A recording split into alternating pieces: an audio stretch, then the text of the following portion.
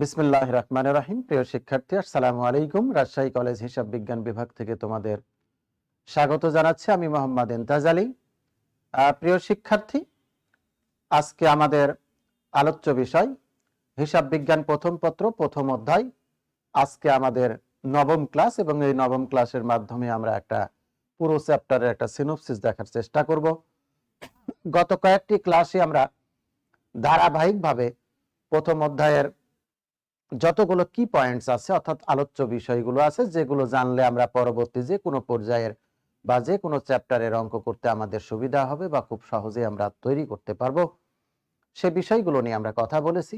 এবং তারই আলোকে বেশ কয়েকটি অঙ্ক আমরা শুরুতে আলোচনা করে নিয়েছি এবং সে আলোচনার স্বার্থে আমরা কখনো জাবেদা তৈরি করেছি, কখনো লেনদেনের বৈশিষ্ট্য কি কি এবং কি কি থাকলে তাকে লেনদেন বলতে পারবো, কোনগুলো উপাদানগুলো আমাদের হিসাব বিজ্ঞানের অত্যন্ত গুরুত্বপূর্ণ। যেহেতু প্রথম অধ্যায়, প্রিয় শিক্ষার্থী, একটু মনে রাখতে হবে এই প্রথম অধ্যায় সম্পর্কে আমি শুরুতে যেমনটি তোমাদের বলেছিলাম যে প্রথম অধ্যায়ে আমরা যদি ভালো করে জানতে পারি বা কি পয়েন্টসগুলো আমাদের মনে গেঁথে নিতে পারি, তাহলে পরবর্তী যে কোনো পর্যায়ের যে কোনো চ্যাপ্টারটাই আমাদের কাছে অনেক সহজবোধ্য হবে।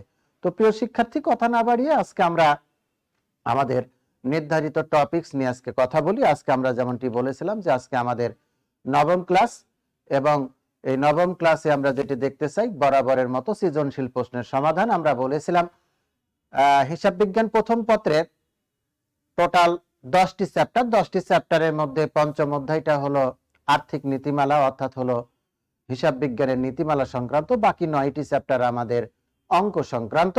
সে অঙ্ক সংক্রান্তের প্রথম অধ্যায় যেটি, সেটি অত্যন্ত গুরুত্বপূর্ণ, কারণ এই প্রথম অধ্যায়ের আলোকেই আমাদের পরবর্তী 9টি চ্যাপ্টার আমরা আলোকপাত করব বা আলোচনা করব বা সে সমস্ত প্রশ্নের সমাধান করব। তো প্রিয় শিক্ষার্থী, আজকে যেটি আমরা কথা বলতে চাই, হিসাব সমীকরণ প্রস্তুত, জাবেদা তৈরি। একটি কথা বারবার বলতে আমরা চাই বা বলেছিলাম তোমাদের যে হিসাব বিজ্ঞান প্রথম পত্রের প্রথম অধ্যায়ের যে হিসাব বিজ্ঞান পরিচিতি, তার প্রথম কাজটি হলো আমাদের লেনদেন শনাক্তকরণ। কারণ লেনদেন যদি আমরা শনাক্তকরণ করতে নাই পারি, তাহলে একদিকে যেমন আমরা জাবেদা তৈরি করতে পারবো না, অপরদিকে আমরা অন্যান্য যে উপাদান বা টপিকস আছে যেগুলো আমাদের, যেমনটি আছে খতিয়ান আছে, রেওয়া মিল আছে, নগদান বহি আছে, ব্যাংক সমন্বয় বিবরণী আছে, একতরফা দাখিলা পদ্ধতি আছে, ইভেন আমাদের আর্থিক অবস্থার যে বিবরণী আছে, সেটিও আমাদের পক্ষে করা অনেকটাই কষ্টসাধ্য হবে। তো প্রিয় শিক্ষার্থী, আজকে আমাদের প্রবলেমটা আমরা একটু দেখে নিই, যেটি তোমাদের গতদিন আমরা হোমওয়ার্ক হিসেবে দিয়েছিলাম। একটু লক্ষ্য করে দেখো আমাদের যে প্রশ্নগুলো আছে, যে 2020 সালের 1 জানুয়ারি জনাব নীরব নগদ 90,000 টাকা, 60,000 টাকার আসবাবপত্র এবং রিতার নিকট থেকে 40,000 টাকা ঋণ নিয়ে ব্যবসা শুরু করে। উক্ত মাসে অন্যান্য লেনদেনগুলো ছিল নিম্নরূপ: ভ্যাট সহ নগদে পণ্য ক্রয় আছে, ভ্যাট সহ নগদে পণ্য বিক্রয় আছে, রাহির নিকট হতে নগদে পণ্য বিক্রয় আছে, আন্তঃফেরত যেটিকে আমরা বলি বিক্রয় ফেরত, কমিশন পাওয়া গেল অর্থাৎ নগদে কমিশন পাওয়া গেছে। এরপরে আছে আমাদের নগদে যন্ত্রপাতি ক্রয় করা হয়েছে 40,000 টাকা, কবিরের নিকট হতে পণ্য ক্রয় আছে আমাদের 12,000 টাকা, ভাড়া প্রদান করা হয়েছে আমাদের 9,000 টাকা, কবিরকে পূর্ণ নিষ্পত্তিতে 11,000 টাকা প্রদান করা হলো। অর্থাৎ তোমরা 23 তারিখের এন্ট্রিটা যদি দেখো প্রিয় শিক্ষার্থী, কবির নামক একজন সরবরাহকারী, তার নিকট থেকে 12,000 টাকার পণ্য আমরা ধারে ক্রয় করেছিলাম। সে 12,000 টাকার মধ্যে 23 তারিখের এন্ট্রির যে টাকা, সেটি আমরা 30 তারিখে প্রদান করেছি। কিভাবে প্রদান করেছি প্রিয় শিক্ষার্থী? সেটি হলো 12,000 টাকার পণ্য নিষ্পত্তিতে আমরা 11,000 টাকা প্রদান করেছি। অর্থাৎ এখানে বাট্টার একটা সুযোগ আছে বা বাট্টার হিসাব করতে হবে, সেখান থেকে প্রারম্ভিক মূলধনের অঙ্ক করতে হবে, জাবেদা দাখিলা করতে হবে, হিসাব সমীকরণ প্রস্তুত, প্রমাণ করো। এছাড়াও আমরা অন্যান্য যে আইটেমগুলো যদি সুযোগ পাই সেগুলো নিয়ে কথা বলবো। প্রিয় শিক্ষার্থী, ভ্যাট আজকে আমাদের প্রথম আলোচ্য বিষয়। ভ্যাট এর আগে আমরা বলেছিলাম, বাট ভ্যাটের যে প্রয়োগটা আমরা ক্রয়ের সাথেও ভ্যাট দেখাইছি, বিক্রয়ের সাথেও ভ্যাট দেখাইছি। এখানে 5 তারিখ এবং 7 তারিখ জাস্ট তোমাদের বোঝার সাথে যেন কোনো এন্ট্রিগুলোই আমাদের ছাড়া না পড়ে। প্রিয় শিক্ষার্থী, একটু মনে রাখতে হবে, গত এক বা একাধিক ক্লাসে আমরা বলেছিলাম পণ্য ক্রয় এবং বিক্রয়ের ক্ষেত্রে ভালো করে মনে রাখতে হবে, পণ্য ক্রয় এবং বিক্রয়ের ক্ষেত্রে যদি বাট্টা উল্লেখ থাকে তাকে আমরা বলি কারবারি বাট্টা। আর দেনাদারের নিকট থেকে আদায় এবং পাওনাদারকে যদি পরিশোধ অথবা পূর্ণ নিষ্পত্তি যদি থাকে তাকে আমরা বলেছিলাম নগদ বাট্টা। সেটির আলোচনা আমরা করব। শেষে একটি এন্ট্রি আছে, কিন্তু ভ্যাট যেটি বলা হচ্ছে সেটি হলো ভ্যাট সহ যদি বলা হয় পণ্য নগদে ক্রয় এবং নগদে বিক্রয়। লক্ষ্য করতে হবে ক্রয়ের ক্ষেত্রে ভ্যাট অলওয়েজ ডেবিট হয়, কারণ ভ্যাট চলতি হিসাব সম্পত্তি। একইভাবে বিক্রয়ের ক্ষেত্রে যদি ভ্যাট উল্লেখ থাকে সেটি নগদে হোক অথবা ধারে হোক, সেই ভ্যাটটি হবে আমাদের চলতি দায়। প্রশ্নটি হলো যে আমরা নগদে পণ্য ক্রয় বিক্রয়ের ক্ষেত্রে দিয়েছি, ধারে পণ্য ক্রয় বিক্রয় থাকলে ভ্যাটের প্রয়োগ আসতো কিনা? অবশ্যই আসতো। প্রিয় শিক্ষার্থী, নগদে হোক অথবা ধারে বা বাকিতে পণ্য ক্রয় অথবা বিক্রয় হোক, লক্ষ্য করতে হবে ভ্যাট যদি সহ বলে তাহলে আমরা 15/100, অর্থাৎ ভ্যাটের রেটকে সাধারণত আমরা ধরে থাকি 15%, সেক্ষেত্রে 15/115। আর যদি ভ্যাট ছাড়া যদি বলে তাহলে হবে উপরে 15 নিচে 100। আমি এই অঙ্কটি দেখানোর আগে আমরা জাবেদা করে নিয়ে ভ্যাট সহ ছাড়াও যদি আমাদের জাবেদা থাকে সেটাও আমরা দেখে নিব। প্রিয় শিক্ষার্থী, আমরা ভ্যাট নিয়ে আজকে সহ করব, সহ ছাড়াও আরো দু একটা এন্ট্রি তোমাদের জাবেদা আমি দেখাই দিব, যেন ভ্যাট নিয়ে কোনো প্রবলেম তোমাদের না হয়। আমরা শুরুতে যেটি যাব, নীরব নামে একজন ব্যবসায়ী, তিনি নগদ তার 90,000 টাকা ছিল, সে 90,000 টাকা, আসবাবপত্র উনি 60,000 টাকা, রিতার নিকট থেকে 40,000 টাকা উনি ঋণ গ্রহণ করেছেন। প্রিয় শিক্ষার্থী, আমরা বারবার যেটি বলি, এই ঋণ নিয়ে আমাদের মনে এক ধরনের দ্বিধাদ্বন্দ্ব রয়ে গেছে। ঋণ কখন নগদের সাথে যুক্ত হবে, কখন নগদের সাথে যুক্ত হবে না। আমরা গত এক বা একাধিক ক্লাসে বলার চেষ্টা করেছি প্রিয় শিক্ষার্থী, সেটি হলো ঋণ যদি কোনো ব্যক্তি বা প্রতিষ্ঠানের নিকট থেকে ঋণ গ্রহণ করা হয় তাহলে অবশ্যই সেটি একদিকে যেমন নগদের সাথে যুক্ত হবে, অপরদিকে দায় হিসেবে দেখাতে হবে। কিন্তু প্রারম্ভিক উদ্বৃত্ত যদি ঋণ হিসেবে থাকে, ভালো করে মনে রাখতে হবে, প্রারম্ভিক উদ্বৃত্ত যদি থাকে, যেমন এটি জানুয়ারি মাসের অঙ্ক, যদি আমরা বলতাম 2019 সালের 31শে ডিসেম্বর তারিখে, ভালো করে একটু মনে রাখতে হবে, উপরের যে তারিখটি দেওয়া আছে 2020 সালের 1 জানুয়ারি, এটি না লিখে যদি আমরা লিখতাম 2019 সালের 31শে ডিসেম্বর তারিখে জনাব নীরব নগদ 90,000 টাকা, 60,000 টাকার আসবাবপত্র এবং ব্যাংক ঋণ বা রিতার নিকট থেকে 40,000 টাকা ঋণ নিয়ে কারবার শুরু করে, তাহলে 1 তারিখে এসে আর নগদের সাথে যুক্ত হতো না। কারণ আগের তারিখে বা আগের বছরের শেষ তারিখে যেটি ক্লোজিং ব্যালেন্স বা সমাপনী উদ্বৃত্ত, পরের তারিখে অথবা পরের বছরের শুরুতে বা 1 তারিখে সেটি হবে আমাদের প্রারম্ভিক উদ্বৃত্ত। কিন্তু কোনো ব্যক্তির নিকট ওই মাসের শুরুতেই যদি কোনো, আবার এটিকে যদি বলতে এত টাকার উদ্বৃত্ত নিয়ে 1 তারিখেই যদি থাকতো, ভালো করে একটু মনে রাখতে হবে যে নগদ 90,000 টাকা, 60,000 টাকা আসবাবপত্র এবং ব্যাংক ঋণ অথবা কোনো ব্যক্তির 40,000 টাকা ঋণের উদ্বৃত্ত নিয়ে কারবার শুরু করে, তখনও কিন্তু নগদের সাথে ঋণের পরিমাণ যুক্ত হতো না। কিন্তু যখন বলবে কোনো ব্যক্তি বা প্রতিষ্ঠানের নিকট থেকে ঋণ গ্রহণ করেছেন, তখন সেটি নগদের পরিমাণও যেমন একদিকে বাড়বে, অপর দিকে আমাদের ব্যক্তি বা প্রতিষ্ঠানের ঋণ বা দায়ের পরিমাণও আমাদের বৃদ্ধি পাবে। তো প্রিয় শিক্ষার্থী, আমরা কথা না বাড়িয়ে আমরা জাবেদাতে এখন চলে যাব। জাবেদাতে আমরা যখন যেতে চাচ্ছি, জাবেদা প্রথমে আছে 2020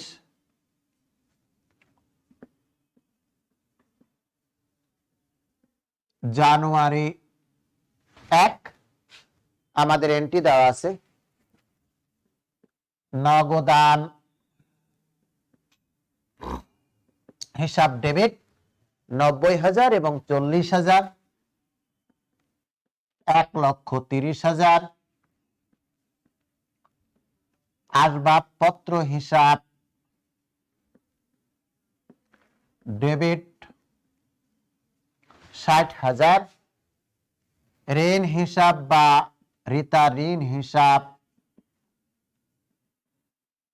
ক্রেডিট 40,000 টাকা,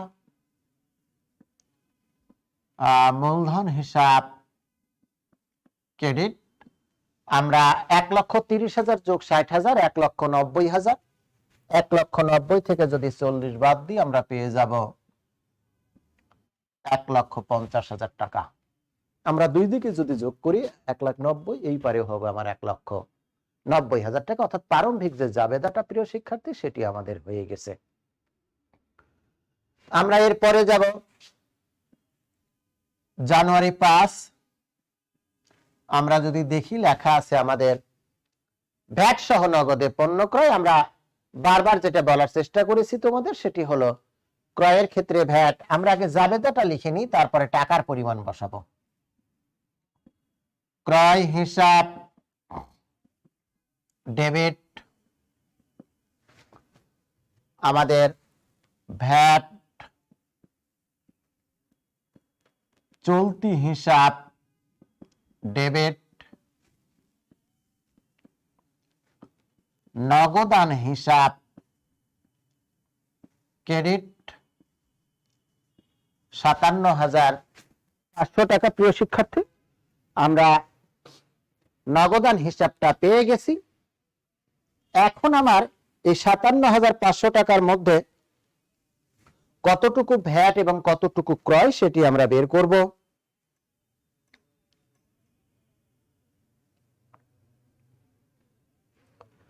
আমরা ভ্যাট পেয়ে গেলাম 7,500 টাকা, তাহলে আমার ক্রয়ের পরিমাণ দাঁড়াবে 50,000 টাকা। আমরা যেটি বলতে চাই বের করব কেমন করে, বের করার সিম্পল নিয়মটি হলো আমাদের ভ্যাট সহ, অর্থাৎ আমরা যে ক্রয়টি করেছি সেটি ভ্যাট সহ মোট 57,500 টাকা, অর্থাৎ ভ্যাট এর মধ্যে এই 57,500 টাকার মধ্যে আমার ভ্যাট অন্তর্ভুক্ত আছে।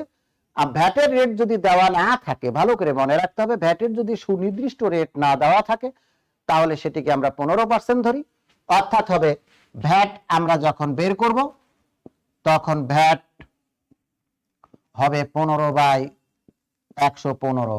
ক্রয়ের পরিমাণ 100 টাকা, তার সাথে ভ্যাট সহ আছে 15 টাকা, দ্যাট ইজ আমরা বলতে পারি ক্রয় 100 টাকা, ভ্যাট 15 টাকা, আমরা পেয়ে যাব 115 টাকা। এই জন্য আমরা 115 দ্বারা ভাগ করি। যদি 15 দ্বারা গুণ করি তাহলে ভ্যাটের পরিমাণ পাবো, এবং 100 দ্বারা গুণ করলে আমরা ক্রয়ের পরিমাণ পাবো। 57,500 ভাগ 115। এখন আমাকে লক্ষ্য করতে হবে আমি ক্রয়ের পরিমাণ বের করতে চাই না ভ্যাটের পরিমাণ বের করতে চাই। যদি ভ্যাটের পরিমাণ বের করতে চাই তাহলে 15 দ্বারা গুণ করব প্রিয় শিক্ষার্থী। ক্রয়ের পরিমাণ বের করতে চাইলে আমরা 100 দ্বারা গুণ করব, অথবা একটি বের করার পর বিয়োগ করলে অপর এন্টিটি আমাদের চলে আসবে। আমরা 5 তারিখের এন্টিটিও করে নিলাম।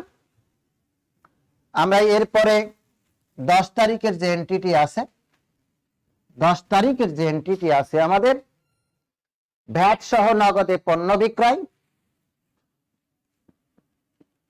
আমরা নগদান হিসাব ডেবিট 1,00,000 টাকা। আগে জাবেদাটা লিখে নিব। বিক্রয় হিসাব ক্রেডিট, ভ্যাট চলতি হিসাব ক্রেডিট। একইভাবে ওই যে আমরা যেটি অঙ্ক শিখলাম, তাহলে আমাদের 1,00,000 টাকা ভাগ 115 গুণিত 15, তাহলে ভ্যাটের পরিমাণ আমরা পেয়ে যাব 13,043 টাকা মাইনাস 1,00,000, তাহলে আমরা পেয়ে যাব 86,957 টাকা। অর্থাৎ প্রিয় শিক্ষার্থী, আমরা যেটি বললাম 1,00,000 ভাগ সহ বললে 115 দ্বারা ভাগ করব যদি ভ্যাটের রেট দেওয়া না থাকে। যদি বলতো ভ্যাটের রেট 10% তখন 110 দ্বারা ভাগ করতাম। যদি বলতো 12% তাহলে 112 দ্বারা ভাগ করতাম। তবে বাংলাদেশে ভ্যাটের রেট হলো, স্ট্যান্ডার্ড রেট হলো 15%। আমরা লক্ষ্য করে দেখো, ক্রয়ের ক্ষেত্রে ভ্যাটকে ডেবিট করেছি, বিক্রয়ের ক্ষেত্রে ভ্যাটকে আমরা ক্রেডিট করেছি। আমরা 10 তারিখের এন্ট্রিও করে ফেলাইছি প্রিয় শিক্ষার্থী। এইখানে আমরা আরো দুটো ইমাজিনারি ফিগার তোমাদের আমি যুক্ত করে ভ্যাটের পরিমাণের জাবেদাটার সাথে সাথে দেখাই দিব। যেমন যদি মনে করি ধারে পণ্য ক্রয় 50,000 টাকা, ধারে পণ্য ক্রয় 50,000 টাকা এবং তার উপর ভ্যাট যুক্ত করতে বা চার্জ করতে হবে। প্রিয় শিক্ষার্থী, একটি এন্ট্রি লিখেছি আমরা, তোমরা একটু লক্ষ্য করে দেখো। ধারে পণ্য ক্রয়, অথবা সেটি নগদেও পণ্য ক্রয় হতে পারত। ধারে পণ্য ক্রয় 50,000 টাকা, তার উপর ভ্যাট যুক্ত করতে হবে অথবা চার্জ করতে হবে। এখন জাবেদাটা ভ্যাট সহ থাকুক, ভ্যাট ছাড়া থাকুক, জাবেদার কোনো পরিবর্তন হবে না, শুধু ক্যালকুলেশনের পরিবর্তন। প্রিয় শিক্ষার্থী, মনে রাখতে হবে। তাহলে জাবেদাটা আমরা যদি আগে করে নিই, আমরা জানি ক্রয় হিসাব অলওয়েজ ডেবিট। ক্রয়ের ক্ষেত্রে যে ভ্যাট, সে ভ্যাট হিসাবেও আমাদের ডেবিট, শুধু নগদান অবলেক পাওনাদার হিসাব ক্রেডিট। অর্থাৎ নগদে যদি পণ্য ক্রয় হয় তাহলে নগদান হিসাবকে ক্রেডিট করব, আর ধারে বা বাকিতে যদি পণ্য ক্রয় হয় তাহলে আমরা পাওনাদার অথবা প্রদেয় হিসাব আমরা ক্রেডিট করব। যেহেতু এটি ধারে, সুতরাং এটি নগদ না লিখে আমরা পাওনাদার হিসাবকে ক্রেডিট করব। এখন সহ বললে আগে নগদান বা পাওনাদারের পরিমাণটা বসাই দিতে হয়, ভালো করে মনে রাখতে হবে। সহ বললে ক্রয়ের ক্ষেত্রে আগে নগদান হিসাবটাকে বসাই দিতে হয়, বিক্রয়দের ক্ষেত্রে আবার ডেবিটের পরিমাণটাকে বসাই দিতে হয়। আর যদি তার উপর যুক্ত করতে হয় তাহলে কত টাকার পণ্য প্রথমে ক্রয় করেছি আমরা?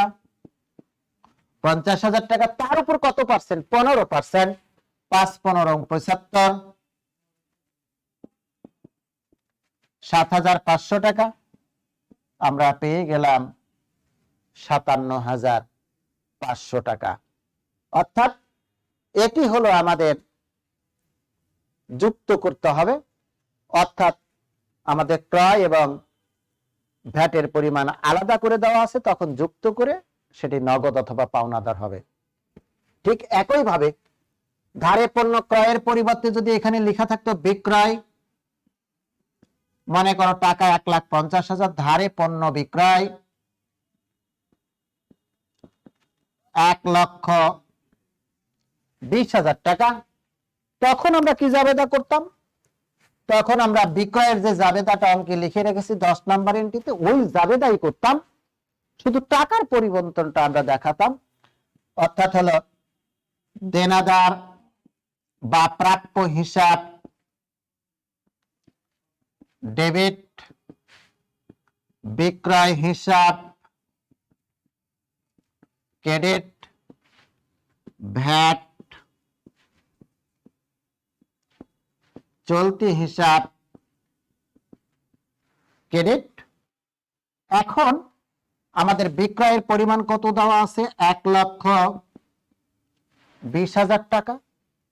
এর উপর যদি আমরা এখন 15% করি প্রিয় শিক্ষার্থী, তাহলে আমাদের আসবে 1,20,000 গণিত 15%, 18,000 টাকা। যদি নগদ বলতো তাহলে নগদান হিসাব ডেবিট, ধারে বললে দেনাদার বা প্রাপ্য হিসাব ডেবিট, যোগ করে 1,38,000 টাকা। অর্থাৎ ভালো করে একটু মনে রাখতে হবে, ভ্যাট সহ ক্রয় বললে আগে ক্রেডিট দিকের টাকাটা বসাইতে হবে, ভ্যাট সহ বিক্রয় বললে আগে ডেবিট দিকের টাকাটা বসাইতে হবে, দেন ক্রয় এবং ভ্যাটের পরিমাণটাকে আলাদা করতে হবে, একইভাবে বিক্রয় এবং ভ্যাটের পরিমাণটাকে আলাদা করে দেখাতে হবে। কিন্তু যদি তার উপর চার্জ করতে বলা হয়, অর্থাৎ ভ্যাট সহ না থাকে, ভ্যাট পরবর্তী পর্যায়ে যুক্ত করতে বলা হয়, তখন শুধু হবে 15% ভ্যাটের রেট, অর্থাৎ হবে উপরে 15, নিচে 100। আর সহ বললে উপরে 15, নিচে 115। আশা করি আমরা এই ভ্যাট নিয়ে যে সমস্ত সমস্যা থাকবে সেগুলো আমরা বুঝতে পারবো, আমাদের আর কোনো সমস্যা নেই। আচ্ছা, আমরা 11 তারিখের যে এন্ট্রি দেওয়া আছে প্রিয় শিক্ষার্থী, রাহির নিকট নগদে পণ্য বিক্রয়। কোনো ব্যক্তির নিকট যদি নগদে কোনো পণ্য বিক্রয় করা হয় বা কোনো ব্যক্তির নিকট থেকে নগদে পণ্য ক্রয় করা থাকে, তাহলে ওই ব্যক্তির সাধারণত উজ্জ্ব হয়ে যায়, ব্যক্তির কোনো কাজ হয় না, নগদানটাকেই আমাদের প্রাধান্য দিতে হয়। 11 তারিখ নগদান হিসাব ডেবিট, বিক্রয় হিসাব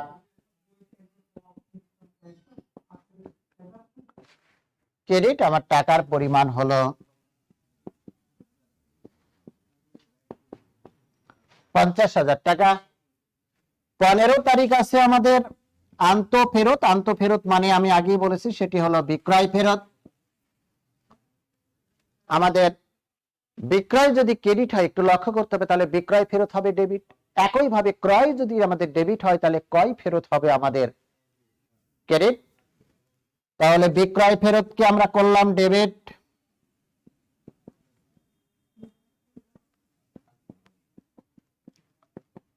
দেনাদার বা প্রাপ্য হিসাব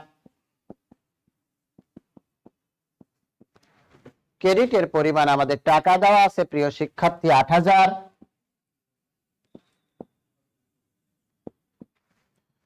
এরপরে আমাদের 20 তারিখ আছে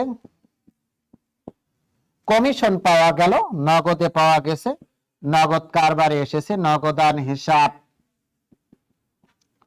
ডেবিট, কমিশন হিসাব বা প্রাপ্ত কমিশন হিসাব ক্রেডিট। টাকার পরিমাণ আছে আমাদের 6,000 টাকা। আমরা পরের এন্ট্রিগুলো একটু দেখে নিব।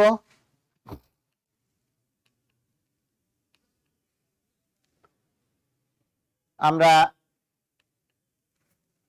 25 তারিখের এন্ট্রি যদি দেখি প্রিয় শিক্ষার্থী,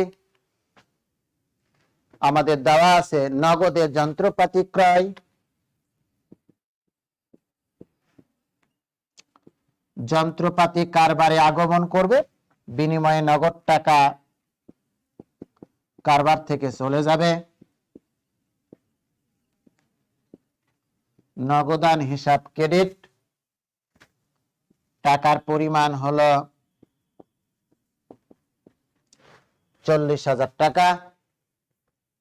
আমরা 25 তারিখ পর্যন্ত জাবেদা করলাম। 25-এর পরে 23, ওই তারিখটা একটু চেঞ্জ করে নাও তোমরা, 27 করে নাও। 2020 জানুয়ারি 27 করলাম আমরা 23টাকে। দেওয়া আছে কবিরের নিকট হতে পণ্য ক্রয়, কোন ব্যক্তির নিকট থেকে পণ্য ক্রয়। প্রিয় শিক্ষার্থী মনে রাখতে হবে এটি ধারে পণ্য ক্রয়। তাহলে আমরা ক্রয় হিসাব ডেবিট, প্রদেয় হিসাব ব্র্যাকেটে তোমরা ওই ব্যক্তি পাওনাদার, আমরা পাওনাদার অথবা প্রদেয় হিসাব হুইসি ভারি উল্লেখ একটা লিখতে পারো। ব্র্যাকেটে ওই ব্যক্তির নাম আমরা দিয়ে দিতে পারি, কারণ কার নিকট থেকে আমরা ক্রয় করেছি সে ব্যক্তির নিকট আমরা ব্র্যাকেটে দিতে পারি কবির। কত টাকা আমাদের? টাকার পরিমাণ হলো প্রিয় শিক্ষার্থী 12,000।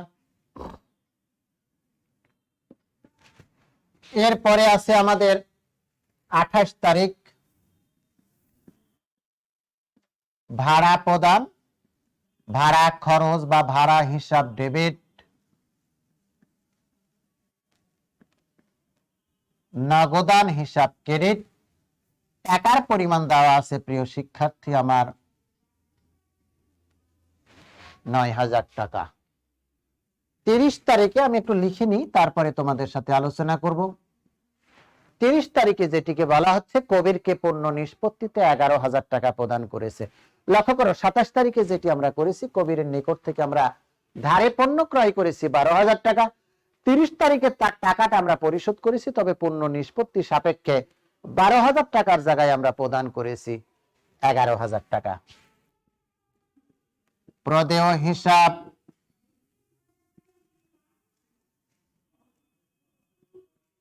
কবির ডেবিট, নগদান হিসাব ক্রেডিট,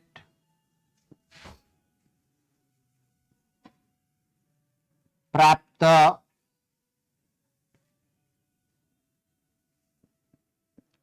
বাট্টা হিসাব ক্রেডিট 1,000 টাকা। প্রিয় শিক্ষার্থী, তোমরা একটু লক্ষ্য করে দেখো, আমরা 30 তারিখে যে এন্ট্রিটি করেছি, কবির পাবে আমাদের কাছ থেকে 12,000 টাকা, কিন্তু আমরা কবিরকে প্রদান করেছি কত টাকা? কবিরকে প্রদান করেছে পূর্ণ নিষ্পত্তি সাপেক্ষে 11,000 টাকা। বাকি 1,000 টাকার শেয়ার কখনো চাইবে না অথবা দায়ের উদ্ভব ঘটবে না, মানে দায়ের হ্রাস পেয়েছে।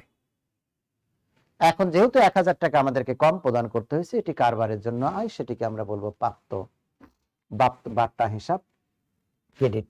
প্রিয় শিক্ষার্থী, আমরা 1 তারিখ থেকে 30 তারিখ পর্যন্ত যে জাবেদাগুলো রয়েছে সেগুলো আমরা লিপিবদ্ধ করলাম।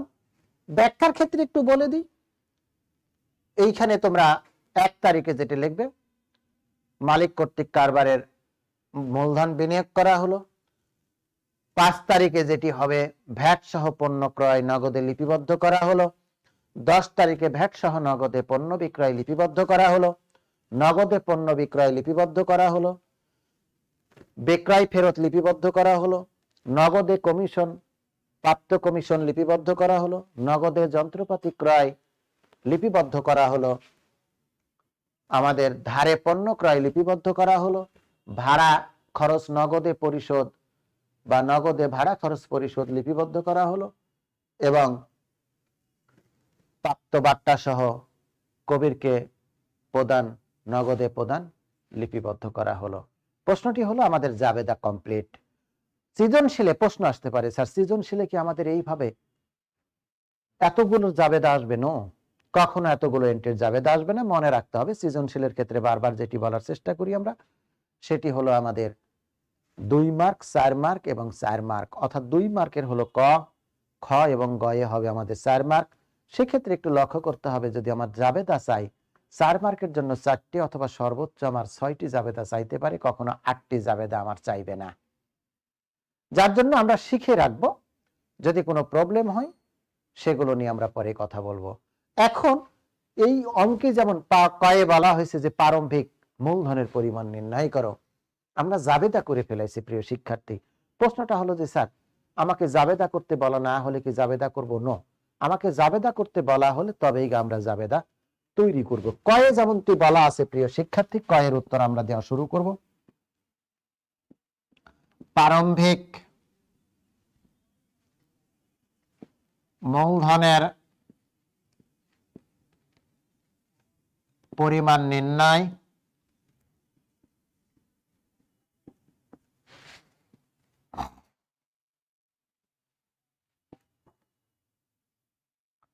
প্রারম্ভিক মূলধনের পরিমাণ নির্ণয়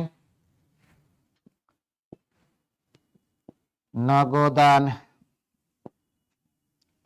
বা নগদ কত টাকা আছে আমাদের? 90,000 যোগ 40,000 1,30,000। আসবাবপত্র 60,000, পেয়ে যাব আমরা 1,90,000। বাদ ঋতার ঋণ 40,000, থাকলো আমার 1,50,000। আমরা প্রারম্ভিক মূলধনের পরিমাণ পেয়ে গেছি প্রিয় শিক্ষার্থী, সেটি হলো 1,50,000 টাকা। তোমরা যদি বোর্ডের জাবেদায় দেখো মূলধনের পরিমাণ আমার কত টাকা তৈরি করা আছে, 1,50,000 টাকা। আসলে এটি হলো আমাদের প্রারম্ভিক মূলধনের পরিমাণ, যেই মূলধন নিয়ে আমি কারবার শুরু করতে যাব। এবং আমরা জানি একদিকে থাকে আমাদের যাবতীয় সম্পত্তি, অপর দিকে থাকে দায় এবং মালিকানা সত্ত্বের পরিমাণ।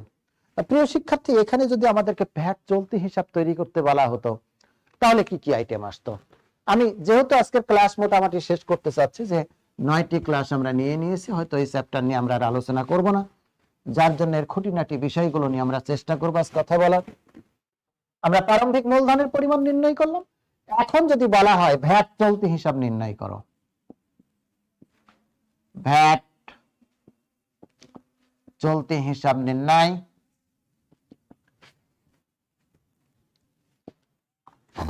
লক্ষ্য করে দেখো প্রিয় শিক্ষার্থী, আমাদের ভ্যাট দুটি আছে, একটা বিক্রয় ভ্যাট আর একটি আছে ক্রয় ভ্যাট। আমাদের যদি লক্ষ্য করি তাহলে বিক্রয় ভ্যাটের পরিমাণ বেশি আছে। আমরা প্রথমে লিখলাম বিক্রয় ভ্যাট, এইখানে লিখব বিবরণ টাকা, বিক্রয় ভ্যাট ক্রেডিটে আছে আমাদের 13,043 টাকা, বাদ ক্রয় ভ্যাট যেটি ডেবিট দিকে আছে আমাদের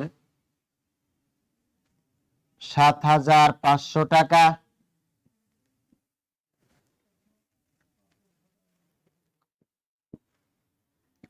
আমরা ভ্যাট চলতি হিসাবের যে ব্যালেন্সটা বের করলাম সেটি হলো 5,543 টাকা। এটি হলো ক্রেডিট উদ্বৃত্ত, অর্থাৎ হলো চলতি দায়। যদি ডেবিট উদ্বৃত্ত হতো তাহলে সেটিকে আমরা চলতি সম্পদ হিসেবে দেখাই দিতাম। প্রিয় শিক্ষার্থী, একটু মনে রাখতে হবে, ভ্যাট উদ্বৃত্ত যেটি বেশি হবে, যদি ক্রেডিট দিকে উদ্বৃত্ত বেশি হয় তাহলে সেটি চলতি দায় হিসেবে আমাদের গণ্য করতে হবে, আর ডেবিট দিকে যদি বেশি হয়, যতটুকু বেশি ততটুকুকে আমাদের চলতি সম্পদ হিসেবে গণ্য করতে হবে। আমরা ঠিক এরই আলোকে ভ্যাট চলতি হিসাবও বের করে নিলাম। এখন যদি আমরা এখান থেকে প্রিয় শিক্ষার্থী আয় বিবরণী বের করতে চাই, কি বের করতে চাই? আয় বিবরণী বের করতে চাই। যদি বলা হয় যে আয় বিবরণী প্রস্তুত করো, আয় বিবরণী প্রস্তুত, আমরা দুটো টাকার ঘর করব, বিবরণ টাকা, টাকা বা পরিমাণ। আমাদেরকে আয়গুলো দেখতে হবে, লক্ষ্য করতে হবে। এখানে বিক্রয় আছে 86,000 টাকা, বিক্রয় আছে 50,000 টাকা, বিক্রয় ফেরত আছে, কমিশন আছে আমাদের 6,000 টাকা, এছাড়া আয় আর নেই। প্রাপ্ত বাট্টা আছে আমাদের 1,000 টাকা। আমরা আয়গুলোকে আগে লিপিবদ্ধ করি, ব্যয়গুলো পরে দেখতেছি। প্রথমে দিব আমরা, তোমরা চাইলে তারিখ দিয়েও লিখতে পারো। আচ্ছা, তারিখ দিয়েই লিখলাম আমরা, যেন তোমাদের বোঝার স্বার্থ হয়। তারিখ প্রথমে আছে আমাদের 10 তারিখ, বিক্রয় আছে আমাদের 86,957 টাকা। 11 তারিখেও আমাদের, উপরে একটু লিখে নিবা, জানুয়ারি, 11 তারিখেও বিক্রয় আছে আমাদের কত টাকা? 50,000 টাকা। বিক্রয় ফেরতটা আমরা একটু পরে দিচ্ছি, বাদের ঘরে দিয়ে দিব। কমিশন আছে, অর্থাৎ প্রাপ্ত কমিশন আছে কয় তারিখে? 20 তারিখে প্রাপ্ত কমিশন 6,000 টাকা। এরপরে আমরা যদি 30 তারিখে দেখি তাহলে পাই প্রাপ্ত বাট্টা 1,000 টাকা। এখন যদি যোগ করি প্রিয় শিক্ষার্থী, 957 চলে গেল, 6 6 12 আর 1 13, 3 হাতে 1, 9 আর 5 14, 1,43,000 টাকা পেয়ে গেলাম আমরা মোট আয় এখন যদি আমরা বাদ ব্যয় বা খরচ মুনাফা জাতীয় যেগুলো আমাকে প্রথমে দেখতে হবে, এখানে কোনো মুনাফা জাতীয় ব্যয় নেই। এইখানে আছে আমাদের 5 তারিখে আছে আমাদের জানুয়ারি 5 পণ্য ক্রয় আছে আমাদের 50,000 টাকা। এরপরে আমরা দেখব এইখানে নেই, 11 তারিখে নেই, 15 তারিখে আছে বিক্রয় ফেরত। যদিও বিক্রয় থেকে বিক্রয় ফেরত বাদ দিতে পারি, আমরা চাইলে ওইখানেও বাদ দিতে পারি, এখানেও বাদ দিয়ে দিতে পারি। অর্থাৎ বিক্রয় ফেরত আমার 8,000 টাকা। এরপরে আমরা 27 তারিখে পাবো ক্রয়, পণ্য ক্রয় আছে আমাদের 12,000 টাকা। একইভাবে 28 তারিখে আছে ভাড়া খরচ আমাদের 9,000 টাকা। আর নেই, যদি যোগ করি আমরা 8, 12, 20, 70, 79,000 টাকা পেলাম আমরা। টোটাল খরচ 957 থেকে গেল আমাদের। 9 আছে কয়ে 13, 4 হাতে 1, 8 আছে কয়ে 14, 6 আমাদের নেট আয় পেয়ে গেছি আমরা প্রিয় শিক্ষার্থী 64,957 টাকা। 64,957 টাকা আমাদের আয়ের পরিমাণ চলে আসছে। অর্থাৎ একটি প্রশ্ন থেকে কতভাবে কিভাবে আমরা সৃজনশীল প্রশ্ন তৈরি করতে পারি প্রিয় শিক্ষার্থী, সেটি নিয়ে আমরা আসলে আজকে কথা বলতেছি। আমরা প্রথমে তৈরি করলাম প্রারম্ভিক মূলধনের পরিমাণ, আমরা জাবেদা তৈরি করে রেখেছি, প্রারম্ভিক মূলধনের পরিমাণ তৈরি করলাম, ভ্যাট চলতি হিসাবের পরিমাণ আমরা তৈরি করলাম। তারপরে আমরা আয় বিবরণীতে চলে গেছি। আয় বিবরণী যদি আমাদেরকে দেখাতে বলে যে নেট আয় বা নেট লসের পরিমাণ বা ক্ষতির পরিমাণ কত, সেটিও আমরা এখানে দেখাইলাম। সেখানে আমাদের কি করতে হবে, যতগুলো মুনাফা জাতীয় আয় আছে সমস্ত আইটেমগুলোকে আমরা 1 নাম্বার কলামে দিলাম। প্রথমে দিলাম বিক্রয়, অর্থাৎ যেটি আমাদের 10 তারিখে আছে নগদে বিক্রয়। এরপরে আছে আবারও 11 তারিখে পণ্য বিক্রয়। আমাদের 20 তারিখে আছে প্রাপ্ত কমিশন, যে কমিশনটা আমরা নগদে পেয়েছি। এরপরে আছে আমাদের 30 তারিখ প্রাপ্ত বাট্টা, যেটি কারবারের আয়, সেটি আমরা দেখাই দিলাম। আমি আবারও বলি, আমরা চাইলে যে কোনো একটা বিক্রয় থেকে বিক্রয় ফেরত 8,000 টাকা বাদ দিয়ে, ওইখানে 8,000 টাকা বাদ দিয়ে, অর্থাৎ হলো 50,000 থেকে 8,000 টাকা বাদ দিয়ে আমরা দেখাই দিতে পারতাম, অথবা আমরা নিচে দেখাইছি, কোনোটাতে কোনো প্রবলেম আমাদের নেই। এখন মুনাফা জাতীয় যে ব্যয়গুলো আছে আমাদের, সেই মুনাফা জাতীয় প্রথমে আছে 5 তারিখে নগদে পণ্য ক্রয় 50,000 টাকা। এরপরে আছে আমাদের বিক্রয় ফেরত সেটি আমরা নিচে প্রদর্শন করেছি, সেটি দিলাম। আমাদের ধারে পণ্য ক্রয় আছে 12,000 টাকা, সেটি দিলাম। ভাড়া খরচ যেটি পরিশোধ করা হয়েছে নগদে, সেটি দিলাম। যদি আরো কোনো খরচ থাকতো সেটি আমাদের এখানে দেখাতে হতো। প্রশ্ন আসতে পারে, স্যার আপনি তো ভ্যাট কে দেখান নাই। আমি প্রথমেই বলেছি, ভ্যাট চলতি হিসাব যখন করেছি প্রিয় শিক্ষার্থী, হয় সেটি চলতি সম্পদ অথবা সেটি চলতি দায়ের পরিমাণ।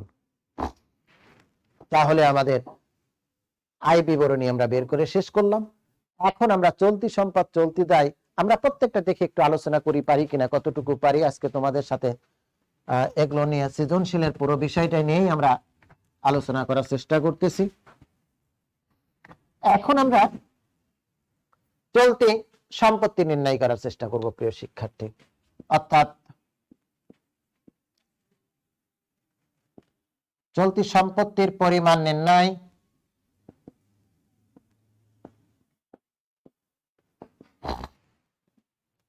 চলতি সম্পত্তির পরিমাণ নির্ণয় আমরা বিবরণ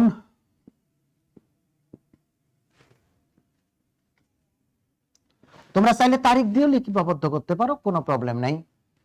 প্রথমে আছে আমাদের, লক্ষ্য করতে হবে 1 তারিখে যদি আমরা যাই, জানুয়ারি 1, নগদান হিসাব আছে, আসবাবপত্র আছে, ঋণ আছে, মূলধন আছে। এর মধ্যে কেবলমাত্র নগদান হিসেবে চলতি হিসাব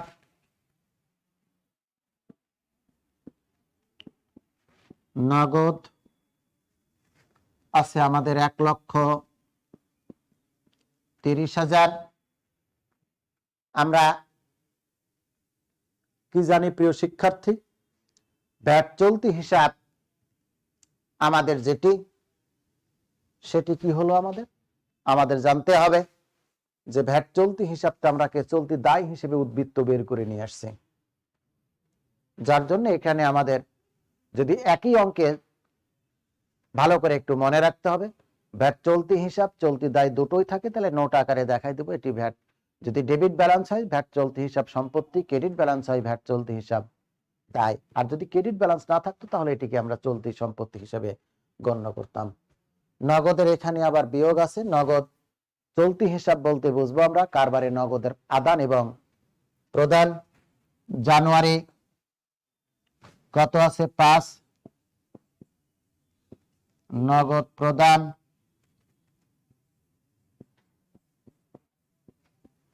কত টাকা আছে আমাদের? 57,500 টাকা। 10 তারিখ আছে আমাদের নগদে বিক্রয়,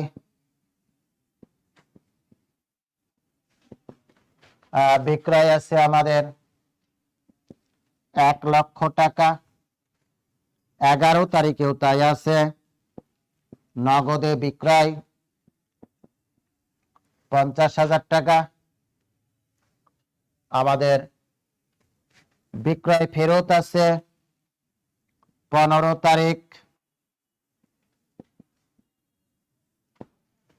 বিক্রয় ফেরত আছে 15 তারিখ। দেনাদার 8,000 টাকা, ক্রেডিট আছে বিয়োগ। 20 তারিখ আছে আমাদের নগদে প্রাপ্ত কমিশন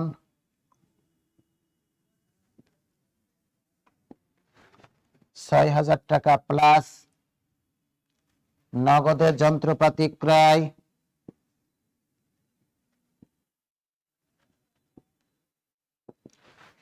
আছে 40,000 টাকা আমাদের মাইনাস। এখানে নেই, এখানে আছে 28 তারিখে আছে আমাদের ভাড়া খরচ, নগদে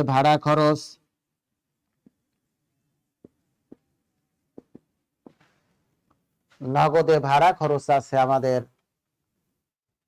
9,000 টাকা মাইনাস।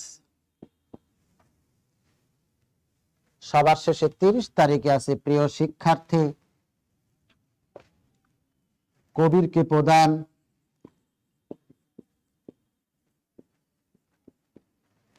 11,000 টাকা মাইনাস। আমরা আবারও একটু দেখে নিব, তারপরে যোগ বিয়োগ করব। 1 তারিখে নগদ ডেবিট, নগদ যোগ করলাম। 5 তারিখে নগদ ক্রেডিট, নগদটাকে বিয়োগ করলাম। 10 তারিখে নগদ ডেবিট, নগদটা যোগ করলাম। 11 তারিখে নগদ ডেবিট, নগদটাকে যোগ করলাম। 15 তারিখে আমাদের বিক্রয় ফেরত দেনাদার ও চলতি সম্পদ যেহেতু হ্রাস পেয়েছে বিয়োগ করলাম। এরপরে আমাদের 25 তারিখ নগদান ক্রেডিট, নগদটাকে আমরা বিয়োগ করলাম। তার আগে 20 তারিখে নগদান ডেবিট, নগদটাকে আমরা 6,000 টাকা যোগ করলাম। 28 তারিখ নগদান ক্রেডিট, নগদটাকে বিয়োগ করলাম 9,000 টাকা এবং 30 তারিখ নগদ ক্রেডিট, নগদান থেকে আমরা বিয়োগ করলাম কত টাকা? আমরা 11,000 টাকা। এখন দেখে নিব 1,30,000 মাইনাস 57,500 যোগ 1,50,000 মাইনাস 8,000 যোগ 6,000 মাইনাস 40,000 মাইনাস 20,000 1,60,500 টাকা। 1,60,500 টাকা। প্রিয় শিক্ষার্থী আমরা চলতি সম্পদের পরিমাণ পেয়ে গেছি। হ্যাঁ, আরেকটি কথা তোমাদের বলিনি, যদি হিসাব সমীকরণ করার পরে তোমরা অঙ্কে এমনটি যদি থাকে প্রিয় শিক্ষার্থী, আমাদেরকে হিসাব সমীকরণও তৈরি করতে বলা হয়েছে, চলতি সম্পদ এবং স্থায়ী সম্পদের পরিমাণও বের করতে বলা হয়েছে। তখন আমরা যেটি করব, টেকনিক্যালি যেটি করব প্রিয় শিক্ষার্থী, সেটি হলো হিসাব সমীকরণটা আগে তৈরি করে নিব। হিসাব সমীকরণের সম্পদ পাশে যে সকল চলতি সম্পদ রয়েছে ওই সকল চলতি সম্পদের যে ক্লোজিং ব্যালেন্স সেগুলো যোগ করলে আমরা পেয়ে যাব। অর্থাৎ এখন যদি আমরা হিসাব সমীকরণ তৈরি করতে যাই বা করি আমরা, তাহলে লক্ষ্য করতে হবে আমরা যেটি করব সেটি হলো যে নগদের এবং দেনাদারের ঘরে যোগ করে এই টাকাটা আমরা পেয়ে যাব। আমরা স্থায়ী সম্পদের পরিমাণটা একটু দেখে নিব। স্থায়ী সম্পদের পরিমাণ বের করে নিব আমরা। স্থায়ী সম্পত্তির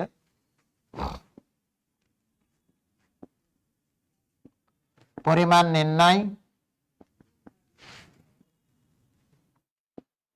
স্থায়ী সম্পত্তি আমাদের কি কি আছে একটু লক্ষ্য করতে হবে।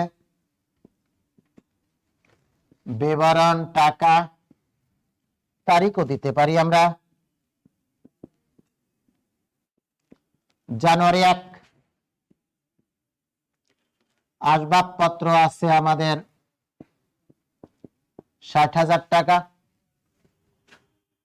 এরপরে আমাকে দেখতে হবে আর্নিং। 25 তারিখে আছে আমাদের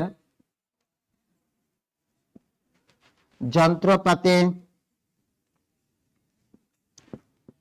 হিসাব আছে 40,000 টাকা। আর কোনো নেই। আমরা যদি যোগ করি প্রিয় শিক্ষার্থী, তাহলে স্থায়ী সম্পত্তির পরিমাণ পেয়ে গেলাম 1 লক্ষ টাকা। অর্থাৎ স্থায়ী সম্পত্তি আমার বের হয়ে গেল। তাহলে আমরা হিসাব সমীকরণ কিন্তু এখন বলে দিতেই পারি। আমরা চলতি সম্পত্তির পরিমাণ পেয়ে গেছি কত টাকা প্রিয় শিক্ষার্থী? 1,60,500 টাকা। এখানে পেলাম স্থায়ী সম্পত্তি আমাদের 1 লক্ষ টাকা, তাহলে 2,60,500 টাকা। আমরা চলতি দায়টাও নির্ণয় করে নিব। চলতি দায়, চলতি দায়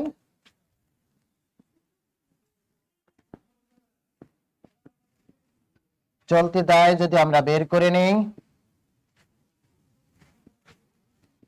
বিবরণ, টাকা।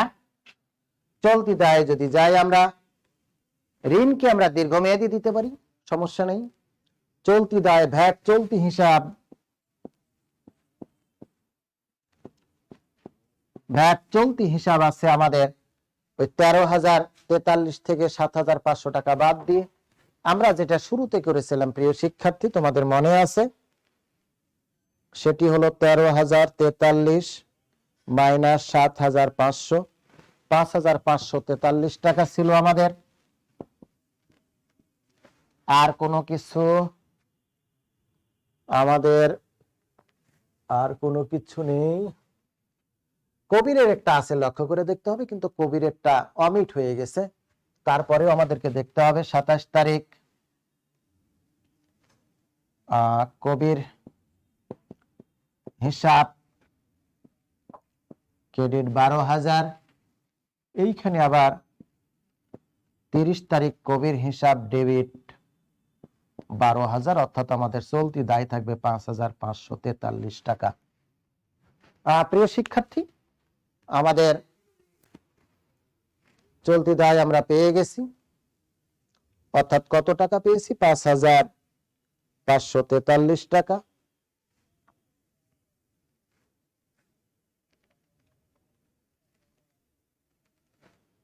আমরা অনেকগুলো বিষয় শিখলাম প্রিয় শিক্ষার্থী আজকে।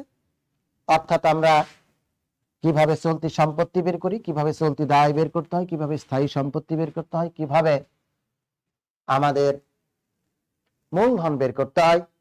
এখন আমরা মালিকানা সত্ত্বটা যদি একটু বের করে নিই প্রিয় শিক্ষার্থী, মালিকানা সত্ত্বটা আমরা একটু বের করে নিব। মালিকানা সত্ত্ব নির্ণয়, মালিকানা সত্ত্ব নির্ণয়,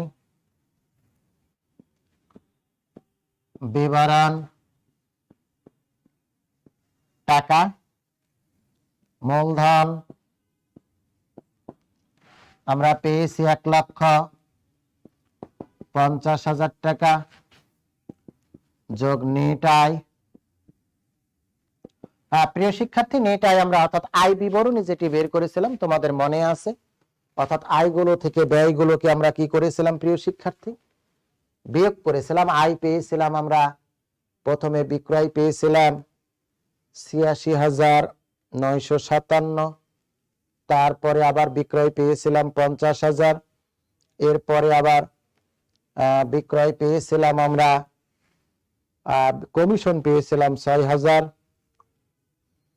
আবার প্রাপ্ত বাট্টা পেয়েছিলাম আমরা ১,০০০, ১,৪৩,৯৫৭। এখান থেকে বাদ দিয়েছিলাম আমরা ক্রয় ৫০,০০০। তোমরা এর আগে একটু দেখেছিলাম, মনে আছে তোমাদের? ক্রয় ৫০,০০০ টাকা বাদ দিয়েছিলাম। বিক্রয় ফেরত বাদ দিয়েছিলাম আমরা ৮,০০০ টাকা। আমরা বাদ দিয়েছিলাম ভাড়া খরচ ৯,০০০ টাকা, ভাড়া খরচ বাদ দিয়েছিলাম, এবং আরেকটি ক্রয় বাদ দিয়েছিলাম ধারে ক্রয়, সেটি হলো আমাদের ১২,০০০ টাকা। আমরা পেয়েছিলাম ৬৪,৯৫৭ টাকা। ৯৫৭ টাকা যোগ যদি করি আমরা ১,৫০,০০০, তাহলে পেয়ে যাব ২,১৪,৯৫৭ টাকা।